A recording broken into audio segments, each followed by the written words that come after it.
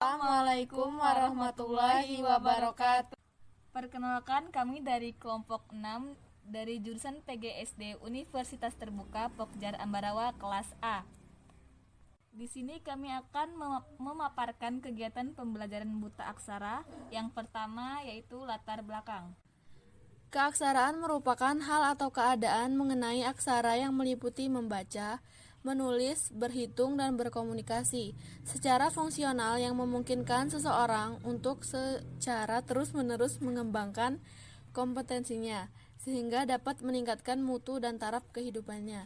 Pendidikan keaksaraan adalah usaha untuk membimbing dan membelajarkan pengetahuan mengenai keaksaraan agar bermanfaat bagi dirinya. Kesalahan yang saat ini terjadi di Indonesia adalah tingginya tingkat warga buta aksara yang disebabkan oleh kurangnya kesempatan belajar yang dapat diperoleh karena tingkat kemiskinan yang cukup tinggi sehingga warga tidak mampu memfasilitasi dirinya untuk belajar.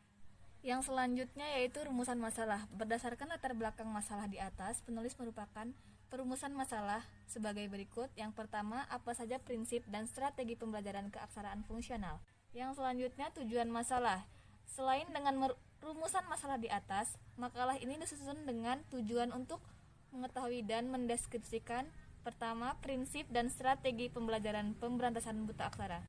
Selanjutnya yaitu manfaat penulisan. Makalah ini disusun dengan harapan berguna menjadi penambah wawasan mengenai program keaksaraan, taman bacaan, dan kepemudaan. Baik, sekarang kita akan masuk ke pembahasan tentang program pemberantasan buta aksara. Masyarakat buta aksara jarang sekali mengakui secara terbuka bahwa dirinya buta huruf dan berkeinginan kuat untuk belajar kalistung, yaitu baca, tulis, hitung. Program pemberantasan buta aksara memiliki 3 tingkat keaksaraan fungsional. Yang pertama, tingkat keaksaraan dasar, mempunyai ciri yaitu mereka yang belum mengenal huruf, belum bisa merangkai kata dengan lancar, dan belum mengerti arti sebuah kalimat dengan jelas. Yang kedua, tingkat keaksaraan lanjutan. Biasanya warga belajar sudah dapat membaca dan menulis sederhana, tetapi masih belum lancar. Yang ketiga, tingkat keaksaraan mandiri. Warga belajar diharapkan sudah mempunyai sikap untuk terus belajar secara mandiri. Ini prinsip dan strategi pembelajaran keaksaraan fungsional mempunyai 4 prinsip utama, yaitu yang pertama, konteks lokal. Pembelajaran keaksaraan fungsional ini dikembangkan berdasarkan konteks lokal. Artinya, kegiatannya mengacu pada konteks sosial lokal dan kebutuhan khusus dari setiap WB dan masyarakat sekitarnya. Yang kedua, desain lokal. Anda bersama WB perlu merancang sendiri kegiatan belajarnya di kelompok belajar berdasarkan minat, kebutuhan, masalah, kenyataan, dan potensi setempat. 3. Proses partisipatif, perencanaan, pelaksanaan, dan evaluasi. Pembelajaran pemberantasan buta aksara dengan menggunakan pendekatan keaksaraan fungsional harus dilakukan berdasarkan strategi partisipatif. Yang keempat, fungsionalisasi hasil belajar. Hasil yang diharapkan dari proses pembelajaran tersebut adalah WB dapat memfungsikan keaksaraannya untuk menganalisis dan memecahkan masalah yang dihadapi dalam rangka meningkatkan mutu dan taraf hidupnya. Berikut ini adalah beberapa contoh perkiraan hasil program keaksaraan fungsional.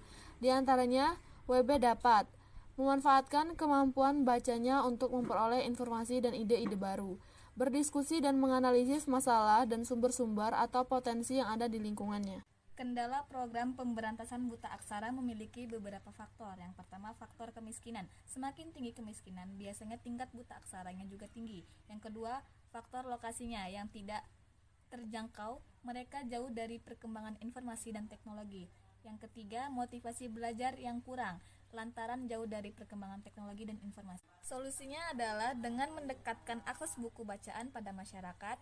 Yang kedua, melalui layanan program pendidikan keaksaraan agar efektif difokuskan pada daerah yang terdapat presentase buta aksara tertinggi. Yang ketiga, mengembangkan kemitraan antara pemerintah pusat dengan daerah, perguruan tinggi, dan lembaga pendidikan non-formal. Contoh kegiatan pemberantasan buta aksara yang ada di Desa Tanjung Dalam. Presentasi dari kami kelompok 6 kami akhiri. Wassalamualaikum warahmatullahi wabarakatuh.